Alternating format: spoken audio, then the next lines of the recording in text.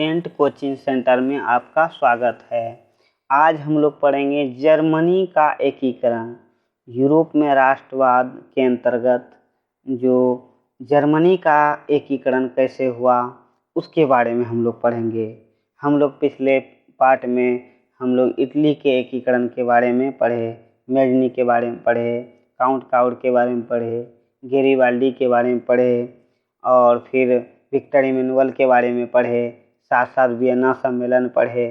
और आज हम लोग इस वीडियो में पढ़ते हैं जर्मनी का एकीकरण कि जर्मनी जो है कि यूरोप का एक राष्ट्र है। जर्मनी का इसमें यूरोप का ये मानचित्र दिखाया गया है।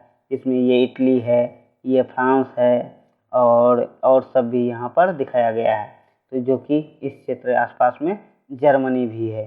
तो हम लोग और भी वीडियो में देखेंगे, पिक्चर में देखेंगे कि जर्मनी का मानचित्र भी देखेंगे और फिर इसको पहले समझते जाते हैं कि जर्मनी का एकीकरण में क्या क्या हुआ। तो जर्मनी के बारे में पहले क्वेश्चन स्टार्ट करते हैं। 96 नंबर का क्वेश्चन है, इससे पहले 95 नंबर तक क्वेश्चन तक हो गया है और देखते हैं। तो इस तरह से ऑब्जेक्टिव होगा, ऑब्जेक्टिव के साथ साथ इसका विश्लेषण भी होगा, इसका हम सारांश भी समझेंगे और फिर इससे ऑब्जेक्टिव भी क्वेश्चन आप हल कर सकते हैं और लॉन्ग क्वेश्चन भी बना सकते हैं, जिससे आप 100% नंबर उठा सकते हैं। चलिए स्टार्ट करते हैं। तो ये अगला क्वेश्चन है। ये क्वेश्चन स्टार्ट होता है, मध्यकाल में मेजनी पर किसका शासन था? कि जर्मनी पर किसका शासन था मध्यकाल में? तो मध्यकाल में जर्मनी पर शासन था शार्लमां का। शार्लमां नाम का एक शासक थे जो कि जर्मनी पर एक लंबे समय तक शासन किया और ये समय था लगभग 800 ईस्वी में। 800 ईस्वी के समय जर्मनी पर शार्लमां का शासन था। एक लंबे समय तक शासन किया और बहुत अच्छे से सुदृढ़ व्यवस्था में यह शासन किया। तो उसके बाद देखिए क्या हुआ। तो इस तरह से तो यहाँ क्वेश्चन है, शार्लमां के समय जर्मनी का व्यवस्था कैसा था, कि वहाँ पर किस तरह का व्यवस्था था? तो शार्लमां के नेतृत्व में जर्मनी संगठित होकर लंबे समय तक सुदृढ़ अवस्था में रहा। यानी कि शार्लमां के नेतृत्व में जो शासन चल रहा था उस समय जर्मनी क्या था, एक संगठित होकर लंबे समय तक सुदृढ़ अवस्था में रहा। एक जर्मनी पर अच्छा शासन रहा, जर्मनी की जनता सुखी रहे और जर्मनी एक मजबूती के साथ शासन हुआ। उसके बाद देखिए आधुनिक काल में क्या हुआ। आधुनिक काल में देखिए, तो क्वेश्चन है, आधुनिक काल में जर्मनी कितने राज्यों में विखंडित हो गया? इसको थोड़ा क्वेश्चन बढ़ाते हैं आगे। देखिए क्या है, आधुनिक काल में जर्मनी कितने राज्यों में विखंडित हो गया? तो आंसर है लगभग 300 छोटे बड़े राज्यों में। देखिए 300 छोटे बड़े राज्यों में विभक्त हो गया आधुनिक काल में, जबकि मध्यकाल में जर्मनी एक संगठित राज्य के रूप में, यानी संगठित देश के रूप में था, जो और जिस पर कि शार्लमां का शासन था। लेकिन वही आधुनिक काल में 300 छोटे बड़े राज्यों में विभक्त हो गया। यहाँ देखिए ये फ्रांस है, यहाँ देखिए ये जर्मनी है, इटली है और सभी देश है, तो ये जर्मनी है। और यहीं पर ये जो है कि लगभग 300 छोटे बड़े राज्यों में यह विभक्त था। तो आधुनिक काल में तो इसका एकीकरण कैसे हुआ और जर्मनी में आखिर कौन ऐसा व्यक्ति हुए जो कि जर्मनी का एकीकरण हुआ, उसके बारे में हम समझेंगे इस वीडियो में और देखेंगे। इस तरह से कई वीडियो में हम समझेंगे। तो अगला देखते हैं अगला क्वेश्चन। अगला क्वेश्चन है, उत्तरी जर्मनी में किस धर्म के मानने वाले लोग अधिक रहते थे? जर्मनी जैसे कि इधर यहाँ देखिए, यहीं पर देख लेते हैं मानचित्र में कि जर्मनी ये हुआ उत्तरी जर्मनी, ये हो गया दक्षिणी जर्मनी। तो उत्तरी जर्मनी में किस धर्म के लोग अधिक रहते थे, जो कि धर्म को मानते थे? तो देखते हैं आंसर, प्रोटेस्टेंट। तो प्रोटेस्टेंट धर्म को वो उत्तरी जर्मनी में अधिक मानते थे। प्रोटेस्टेंट ईसाई धर्म को मानने वाले का एक मत था, जो कि दो तरह के धर्म चलते थे। एक कैथोलिक चर्च पर विश्वास करते थे और दूसरा प्रोटेस्टेंट थे, जो कि चर्च पर विश्वास नहीं करते थे। तो इस तरह से उत्तरी जर्मनी में प्रोटेस्टेंट धर्म के उत्तरी जर्मनी में प्रोटेस्टेंट धर्म के लोग अधिक रहते थे। अगला क्वेश्चन देखते हैं, फिर समझेंगे। अगला क्वेश्चन है, दक्षिणी जर्मनी में किस धर्म के लोग मानने वाले अधिक थे? तो दक्षिणी जर्मनी में कैथोलिक चर्च। तो चर्चा किए कि ईसाई धर्म दो मतों में व्यक्त था, एक प्रोटेस्टेंट थे और दूसरा थे कैथोलिक चर्च। तो दक्षिणी जर्मनी में कैथोलिक चर्च को मानने वाले लोग थे और उत्तरी जर्मनी में प्रोटेस्टेंट थे, ये याद रखना है। और उसके बाद देखिए क्या हुआ, अगला क्वेश्चन देखते हैं, फिर हम इसको सारांश के रूप में भी समझेंगे। तो अगला क्वेश्चन है, नेपोलियन बोनापार्ट ने जर्मनी में किस राज्य की स्थापना की? तो यहाँ जर्मन राइन राज्य संघ, यानी कि नेपोलियन बोनापार्ट ने जर्मनी में किस राज्य की स्थापना की थी? तो याद रखना है आंसर में जर्मन राइन राज्य संघ। तो थोड़ा नेपोलियन के बारे में भी समझ लें, ऐसे नेपोलियन के बारे में अलग से वीडियो बना हुआ है, आप नेपोलियन के बारे में समझ सकते हैं। तो नेपोलियन जब फ्रांस का शासक बना था, नेपोलियन के बारे में अलग से वीडियो है, देख सकते हैं, और उन्होंने फ्रांस में अच्छा शासन व्यवस्था किया। उसके बाद नेपोलियन क्या करने लगा कि जो आसपास के जो पड़ोसी देश थे वो सबको देश को भी अपने कब्जे में लेने लगा, जिससे यूरोप के बहुत सारे देशों पर नेपोलियन ने कब्जा कर लिया। उसी तरह से नेपोलियन ने इटली पर भी कब्जा कर लिया था, जर्मनी पर और सभी देशों पर कब्जा कर लिया था। तो जर्मनी पर जब नेपोलियन ने कब्जा किया तो नेपोलियन से पहले छोटे बड़े 300 छोटे बड़े राज्यों में यह विभक्त था जर्मनी।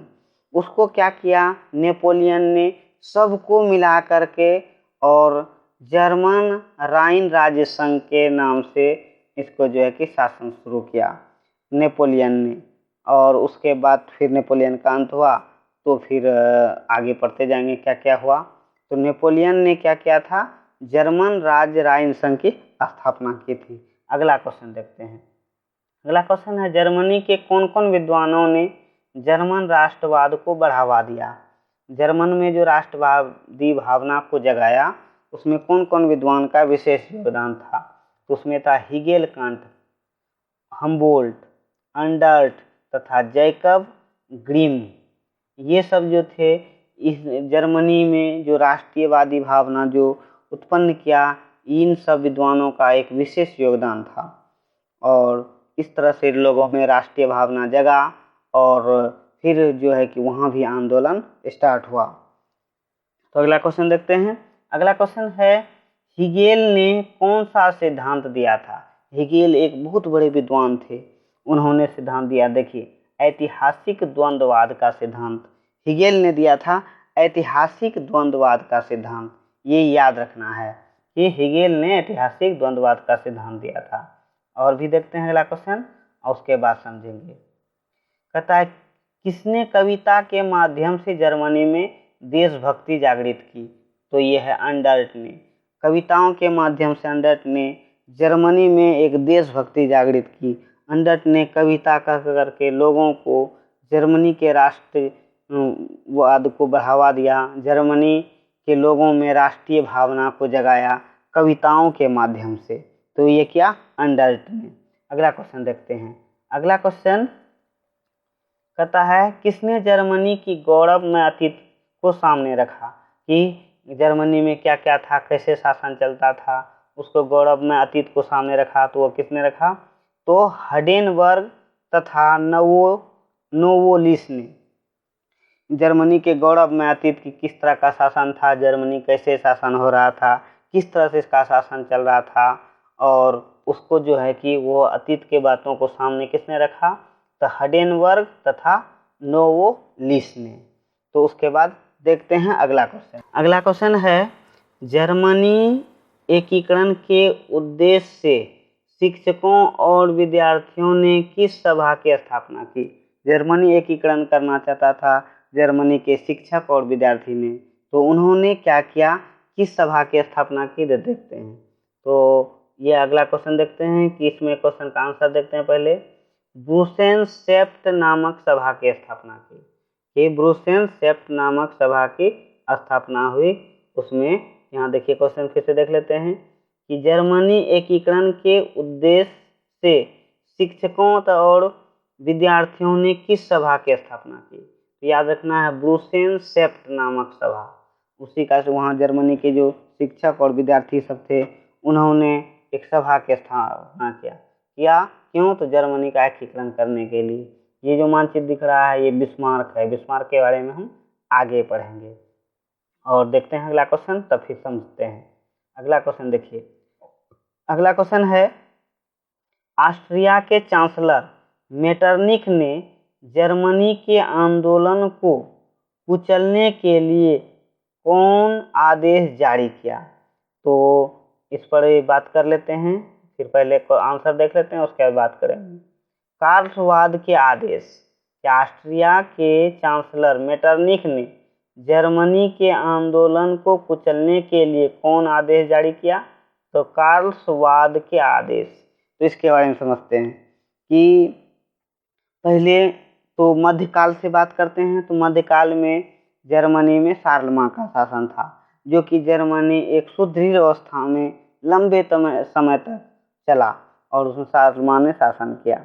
उसके बाद जब आधुनिक काल आया, आधुनिक काल में जर्मनी छोटे बड़े राज्यों में विभक्त हो गया और स्वतंत्र शासन वहाँ होने लगा, जो कि हम लोग देखे कि 300 छोटे बड़े राज्यों में वह विभक्त हो गया।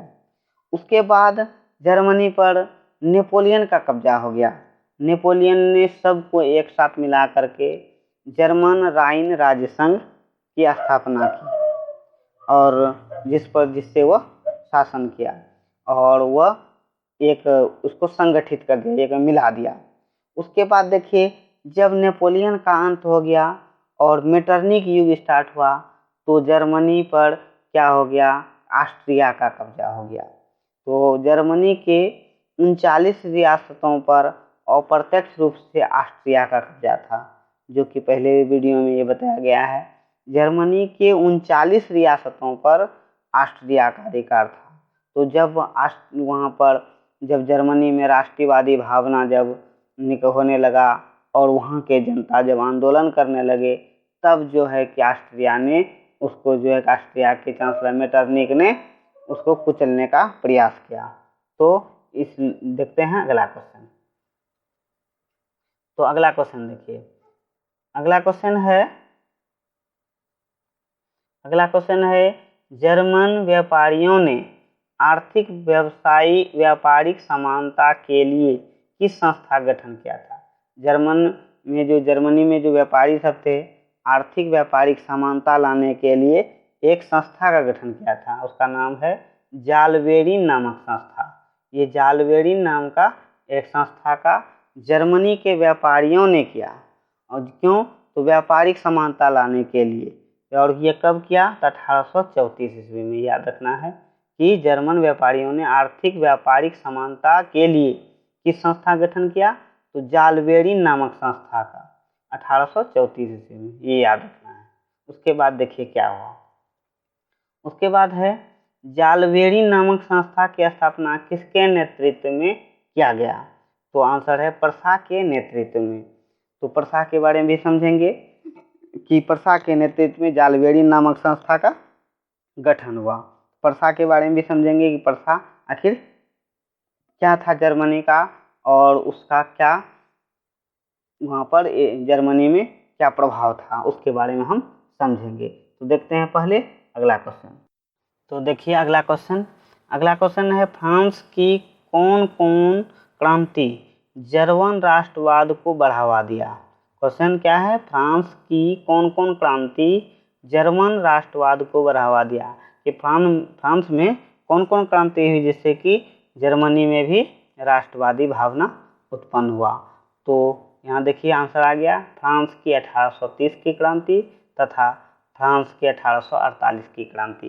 तो फ्रांस में ऐसे तो पहले भी क्रांति हुई थी, लेकिन दो क्रांति और भी हुई जिसने कि राष्ट्रवाद को यूरोप में जो राष्ट्रवादी भावना पनपा उसमें इसका विशेष योगदान था।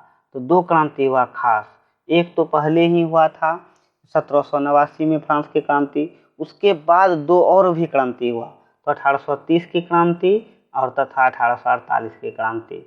ये दोनों क्रांति फ्रांस में होने कारण यूरोप के लगभग सभी देशों पर इसका प्रभाव पड़ा और यूरोप के साथ साथ एशिया के देशों पर भी प्रभाव पड़ा। तो ये क्वेश्चन है, क्वेश्चन के अनुसार है कि फ्रांस की कौन कौन क्रांति जर्मन राष्ट्रवाद को बढ़ावा दिया। तो फ्रांस की 1830 की क्रांति तथा फ्रांस की 1848 की क्रांति, ये दोनों याद रखना है। उसके बाद देखिए अगला क्वेश्चन कि क्या हुआ। अगला क्वेश्चन है कि जर्मन राष्ट्रवादियों ने मार्च 1848 ईस्वी में पुराने संसद की सभा को कहाँ बुलाया। तो जर्मनी में जब राष्ट्रीय भावना पनपने लगा तो 1848 ईस्वी में जर्मन के जो राष्ट्रवादी सब थे उन्होंने जो पुराना संसद की सभा था उसको बुलाया। कहाँ? तो फ्रैंकफर्ट में, फ्रैंकफर्ट बुलाया और वहाँ पर सभी जर्मन राष्ट्रवादी एकत्रित हुए और जर्मनी का एकीकरण करने के लिए और वहाँ जो सुदृढ़ अवस्था में लाने के लिए वहाँ पर बात हुआ। तो वहाँ पर संसद में कहाँ बुलाया? फ्रैंकफर्ट में। अगला क्वेश्चन देखते हैं। अगला क्वेश्चन देखिए, अगला क्वेश्चन है जर्मन राष्ट्रवादी किसके नेतृत्व में जर्मनी का एकीकरण करना चाहता था। कि जर्मन के जो राष्ट्रवादी सब थे जो कि जर्मनी का एकीकरण करना चाहता था तो वह किसके नेतृत्व में करना चाहता था। तो प्रसा के नेतृत्व में। अब प्रसा के बारे में भी थोड़ा जानते हैं कि प्रसा पहले देख लेते हैं मानचित्र में। देखिए ये है प्रसा और ये पूरा जर्मनी का मानचित्र है जो कि बहुत सारे छोटे बड़े राज्यों में व्यक्त है। तो ये है प्रसा। प्रसा एक जर्मनी का एक बहुत बड़ा एक राज्य था और जो एक शक्तिशाली राज्य भी था प्रसा, और जिससे कि प्रसा का प्रभाव जर्मनी के बहुत सारे राज्यों पर था। तो जान लेते हैं कि प्रसा का जो शासक था फर्डिनेंड था जो कि निरंकुश शासक था और उसका प्रभाव जर्मनी के बहुत सारे राज्यों पर था। और जब जर्मन राष्ट्रवादी सब जमा हुए तो सभी ने विचार किया कि प्रसा के नेतृत्व में ही जर्मनी का एकीकरण हो। ठीक है, तो उसी का नेतृत्व में एकीकरण करना चाहा। देखते हैं अगला क्वेश्चन। अगला क्वेश्चन है प्रसा का चांसलर कौन था। तो आंसर है फ्रेडरिक विलियम।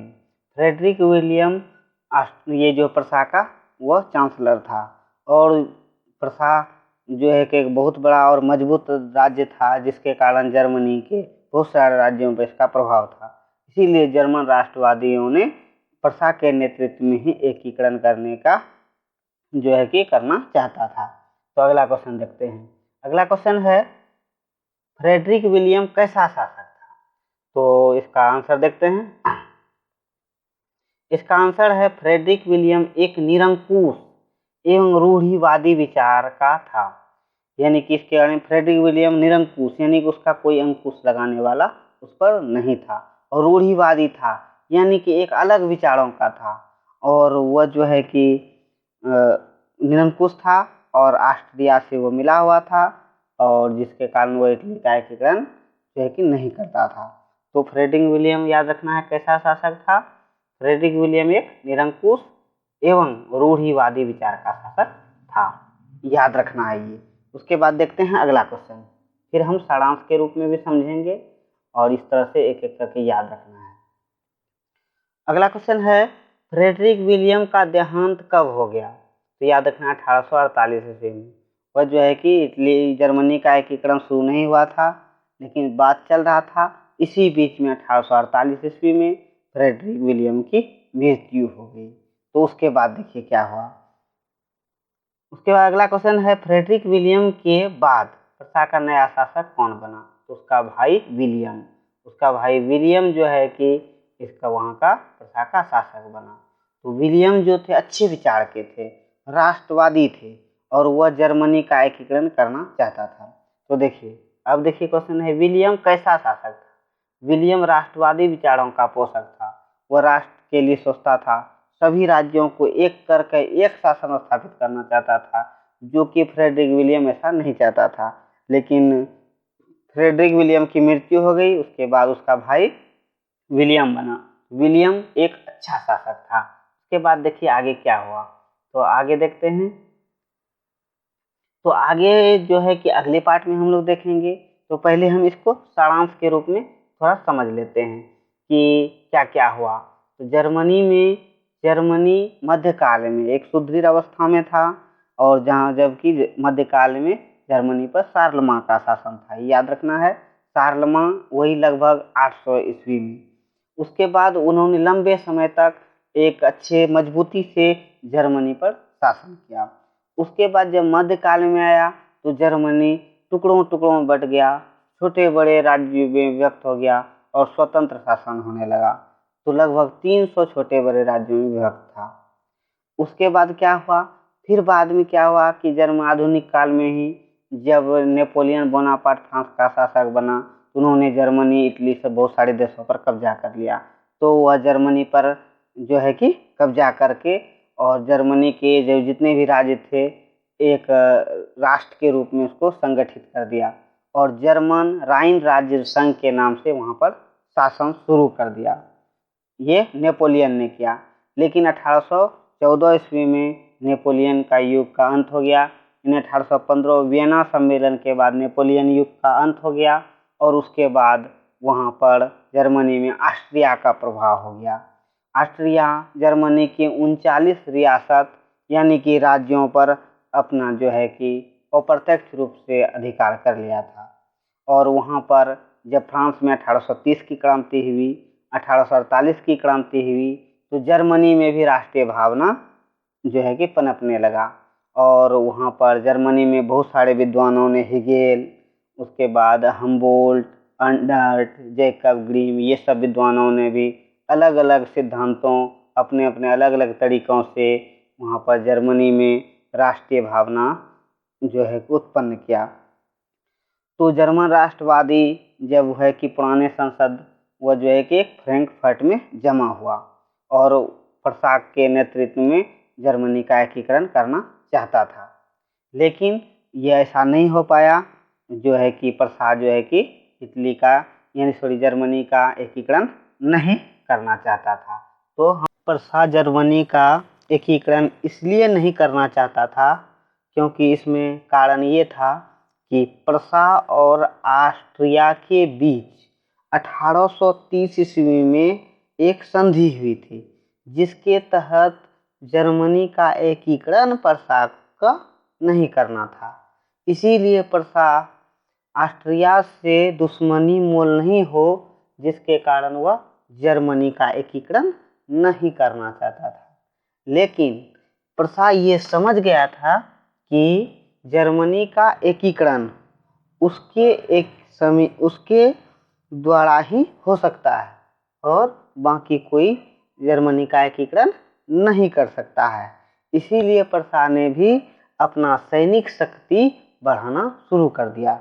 लेकिन इसी बीच 1848 ईस्वी में फ्रेडरिक विलियम की मृत्यु हो गई और उसके बाद तब उसका भाई प्रसा का शासक बना, जो कि राष्ट्रवादी विचारधारा का था और वह जर्मनी का एकीकरण करना चाहता था।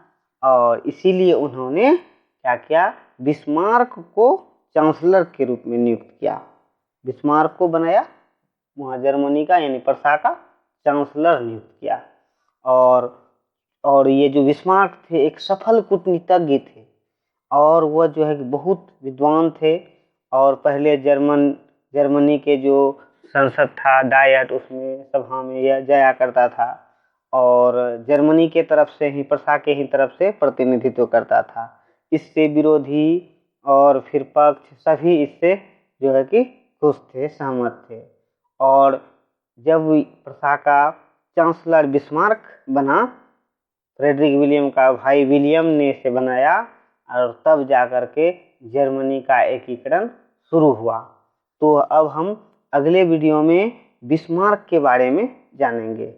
तो आज के लिए इतना ही, और इस वीडियो को देखिए, एक बार में नहीं होता है, 2 बार देखिए, 3 बार देखिए, समझिए और वीडियो का स्क्रीनशॉट ले लीजिए या नोट्स बना करके रखिए, पढ़िए, वीडियो भी देखिए।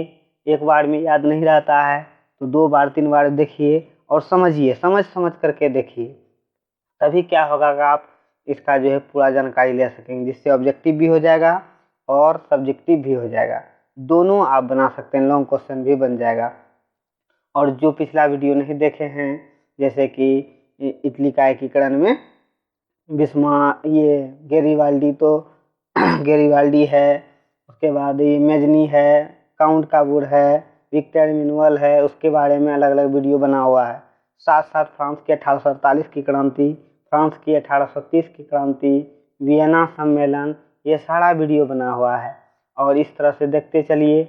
और यदि इस चैनल को अभी तक सब्सक्राइब नहीं किए हैं तो कर लीजिए और बेल आइकन भी दबा दीजिए, जिससे आपको की नोटिफिकेशन मिलता रहे नए नए वीडियो के लिए, जिससे आप कक्षा 10th के जो बोर्ड एग्ज़ाम है उसमें 100% नंबर उठा सकते हैं और अधिक से अधिक जानकारी ले सकते हैं। तो आज के लिए इतना ही, और फिर हम लोग अगले वीडियो में बिस्मार्क के बारे में जानकारी प्राप्त करेंगे।